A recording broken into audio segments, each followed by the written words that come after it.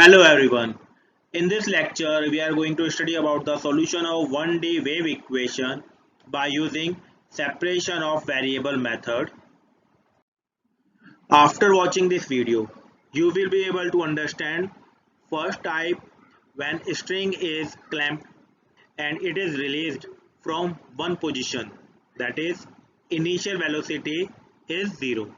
Second type when string is clamped and it is initially at rest in equilibrium condition. That means for second type the diagram will be simple straight line. String is at rest in equilibrium condition. For first it is something like this, and this is the function of x. So string is released from this point. This is for the first type and this is for the second type. Now we consider an example for first type that solve the equation this. This is the equation of a string where the displacement function is y for the length L, and the boundary conditions are this. This is for point A and this is for point B. If the string is stretched between the point A and B, then for the point A the condition is this, and for the point B this will be the boundary condition.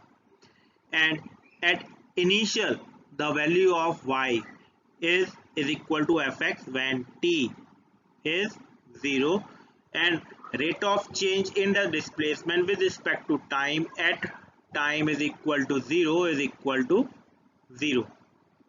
Now by first step we assume that this is the equation 1 and assume solution of this equation by using the separation of variable. We find that y is a dependent variable depending upon t and x, so y is equal to the function of t and x. Now we have to substitute this assumed solution in equation 1. Now partially differentiating two times, partially differentiating equation 2 with respect to t, and similarly two times partially differentiating equation 2 with respect to x, we get this equation. Now substituting this equation in the main string equation, we get x d square t by dt square is equal to c square t d square x by dx square. Now as per the topic name, separation of variables are not separated till now, because with the derivative of x we are having the function t, so t should be with the function of t. So we cross multiply this term, or we can divide it by x and t, but over here we cross multiply it, then we get 1 upon x d square x by dx square is equal to 1 by c square t d square t by dt square. As we know that this is the equation of string, and string is always showing the decrement in the displacement. To show that decrement in the displacement, suppose this is the string between the A and B point, and we start this string from this particular point, then after the second vibration it will be showing the displacement over here, or third and fourth, and after a few time it will be in rest. So because the displacement is decreasing, so we represent it with negative sign. Over here p square is always positive, whether the p is negative or positive, and negative sign represent this constant, arbitrary constant, as negative arbitrary constant. So we assume this as a negative arbitrary constant because the displacement is decreasing with respect to time. There is decrement in the displacement.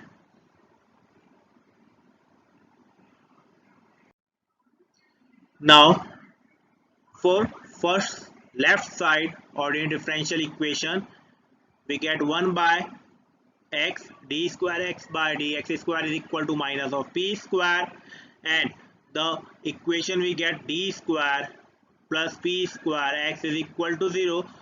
Then for this differential equation, the auxiliary equation is m square plus p square is equal to 0. So the root of this equation is m is equal to plus minus iota p. Because the root is complex, so we get the value of x is equal to c plus 1 plus c1 cos px plus c2 sin px. Similarly, for the second ordinary differential equation, 1 by c square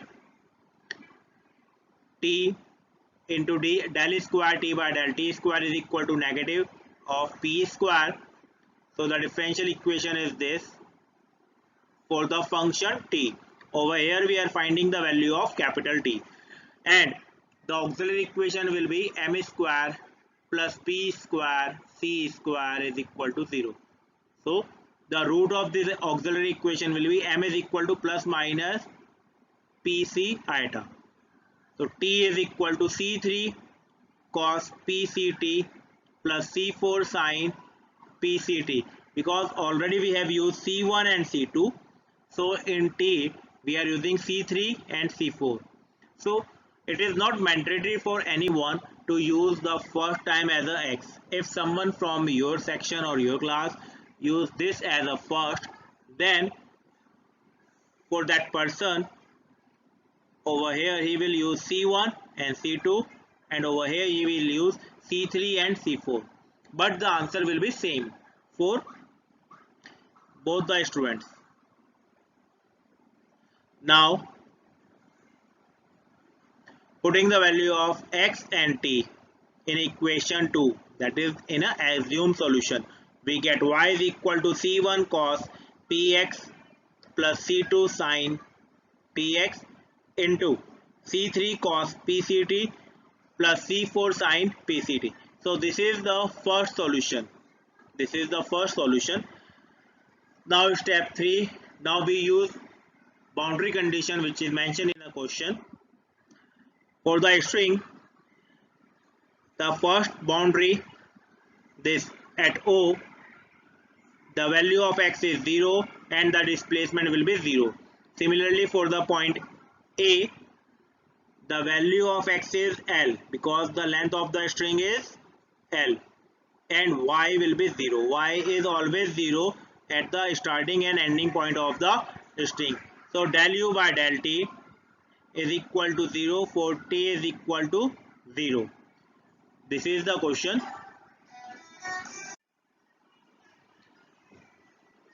Now applying the boundary condition, first when y is equal to 0, when x is equal to 0, x is 0, y is 0 in equation 3, that is the first solution.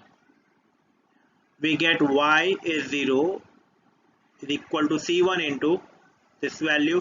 Remember over here we have two terms, m into n is equal to 0. If we convert this equation in this form, m into n is equal to 0. Either m is equal to 0 or n is equal to 0, or m and n is equal to 0.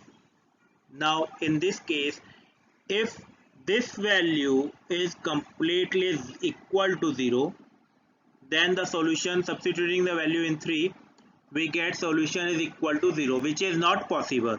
So we have only one option, that is c1 is equal to 0. Now substituting the value c1 in equation 3, we get y is equal to c2 sin px, c3 cos pct plus c4 sin pct. Now this is the upgraded solution. This is S2. Now every calculation is based on S2. Now we have to neglect the S1. We are not going to use the first solution, that is third solution. This is the updated solution. Now applying the second boundary condition, y is equal to 0 when x is equal to L. Substituting the value of x is equal to L and y is equal to 0 in equation 4, we get 0 is equal to c2 sin pl c3 cos PCT plus C4 sine PCT. Over here we find that there is three terms C2 and there is three term C2 sine PL and the third term is this. Over here if we consider the third term is equal to 0, then we have to substitute this value in equation 4 and we find that this complete value will be 0. So solution will be 0. So we don't consider this value is equal to 0. If C2 is 0, substituting the value of C2 in the previous solution, we get C2 so complete solution 0. Then we are not taking this is equal to 0. We have only one option, that is sine PL is equal to 0 and sine is 0 only for sine n pi. Now comparing the both sides the angle, we get P is equal to n pi by L. Now putting the value in equation 4, we get new solution y is equal to C2 sine n pi x by L into C3 cos n pi Ct by L plus C4 sine n pi Ct by L. Fourth step, now we apply the initial condition for it. The initial condition is del u by del t, rate of change in the displacement with respect to time when t is 0 is equal to 0. Now substituting this value, so first we have to partially differentiate equation 5 with respect to t. We get del u by del t is equal to C2 sine n pi x by L because we are partially differentiating with respect to t. So minus n pi c by L C3 sine n pi Ct by L and n pi c by L C4 cos n pi c by L t. Now this value is equal to 0 as per the initial condition when t is 0. So we put t is equal to 0 over here. Sine 0 will be 0, cos 0 is 1. Then we have 0 is equal to C2 sine, this is the outside value, sine n pi x by L and the remaining value is n pi c by L and into C4. Now again if we consider C2 as 0, then we have to substitute this value over here and complete solution will be 0. So we are not going to take C2 is equal to 0 and the remaining arbitrary constant will be only C4. So over here we consider C4 is equal to 0 and we substitute this value in our last solution, that is in equation 5. Now putting the value of C4 in equation 5, we get y is equal to C2 into C3 sine n pi x by L cos n pi Ct by L, or general solution is y is equal to summation n is equal to 1 to infinity bn cos n pi x by L Ct by L and sine n pi x by L. So over here this is the Fourier series. Bn is a cosine function of Fourier series. Now applying the initial condition 2, that is y is equal to fx at t is equal to 0 in equation 8. Now this is the updated solution. F is equal to this value. F is equal to this value when t is 0. When t is 0 we are going to eliminate, cos 0 is 1. So by using the Fourier sine series we can obtain Bn by the Fourier series formula. Bn is equal to 2 upon L for arbitrary interval 0 to L because the length of the string is L. Fx sine n pi x by L dx. Now we consider a second type problem, that a tightly stretched string with a fixed endpoint x0 and x is equal to pi. Now the length of the string is pi, is initially at a rest in equilibrium position. If it is vibrating by giving each of its point an initial velocity that is del by del t is equal to this when t is equal to 0. Then find the displacement. So because this is a problem related to the string, we just consider the string equation, assume the solution y in terms of x and t, partially differentiating with respect to t twice with respect to x, substituting these values in equation 1, separating the variable and considering it is equal to minus of p square. Now solving it for left side differential equation and right side differential equation, we get solution t is equal to this value and x is equal to this, and the general solution for this equation is this. It is exactly same as we have studied in a previous example. Now we will apply the boundary condition. First, y is equal to 0 when x is 0. This is the same condition. Now we get applying the y is equal to 0 in our general solution. When x is 0, that means cos 0 is 1 and sin 0 is 0. We get c1 into c3 cos pct plus c4 sin pct. Over here, if we consider this value is equal to 0, then we have to substitute this value in our previous solution, and when this is equal to 0, solution will be 0. Then we have only one option, that is c1 is equal to 0. Substituting the value of c1 in 0, we get new solution, equation 4. Now the second boundary condition, when the length of string is represented by pi, then when x is equal to pi, the value of y is 0. X is pi, y is equal to 0. We substitute these values, we get c2 sin p pi, c3 cos pct plus c4 sin pct.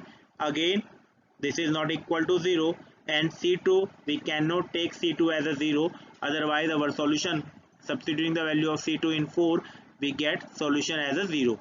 Then we have only one option, sin p pi is equal to 0. That means p pi is equal to sin n pi. Comparing the angle both sides, we get n is equal to p. Substituting the value of n is equal to p, we get new solution. This is the new solution for it. Now we apply initial condition. First initial condition is y is equal to 0 at t is equal to 0. That means when t is 0, the system is at rest. Now y is equal to 0 in equation 5 when t is 0. When we substitute t is equal to 0, cos 0 is 1, sin 0 is 0, then we have c2 sin n pi c3. Now we have only one option, c3 is equal to 0, otherwise if we consider c2 0, solution will be 0, and this is just a constant. This is not an arbitrary constant. We are only using these conditions to calculate the values of arbitrary constant. So c3 is equal to 0. Substituting this value in equation 5, that means in a previous solution, we get new solution, y is equal to c2 c4 sin n pi x sin n pi n ct. Now a general solution in the terms of Fourier series is y is equal to summation bn sin n pi x sin n ct. Why we always represent in a bn? This is the question. Sometimes a student asks why we always use as a bn, not as a an, because this is the sign function, and in a string the most important direction is x. If this is the string between a and b point, then most important direction is x, not a y. We can neglect y, but we cannot neglect x. So because of the function of x, we are considering as a bn. Now applying the initial condition, that is del y by del t is equal to this value at t is equal to 0. Now to apply this, we have to partially differentiate with respect to time. Equation 8, we get this value, and this is equal to this when t is 0. We substitute t is equal to 0, cos 0 is 1, we have this value. Because this is the summation, so we can expand it by n is equal to 1. So left side is same. Expanding the right side by using the summation, expanding the summation, we get this value. Over here, we compare that sine x coefficient is 0.03. Over here, sine x coefficient is c into b1. That means c into b1 is equal to 0.03. So the value of b1 is 0.03 by c. Similarly for sine 3x, over here we consider sine 3x with this value. We get b3c. We get b3c is equal to minus 0.04. So the value of b3 is minus 0.0133 by c.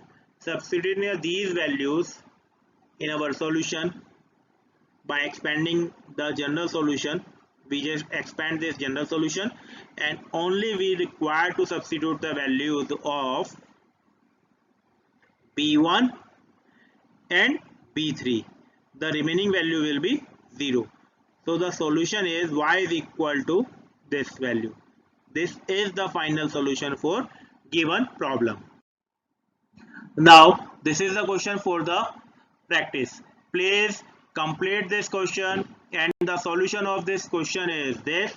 You have to submit the complete solve this question and submit it to your concerned faculty. Thank you. For any doubt and any query, contact your concerned class faculty and subscribe this channel for the upcoming videos. And stay home, stay safe.